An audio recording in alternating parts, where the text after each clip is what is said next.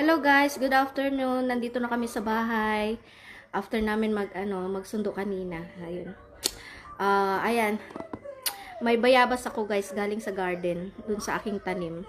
So ayan. Kapag ako kumakain ng bayabas, sinasawsaw ko sa sa asin tsaka manghang na suka. Ayan. Di na ako naglagay ng asin ng sili sa asin kasi meron naman na akong suka na manghang. So, ayan, kain tayo. Namiss ko itong bayabas. Sayang nga guys kasi, ang daming nahinog tapos nagkanda hulog lang. Tapos kinakain ng mga ibon yung iba. Ayan.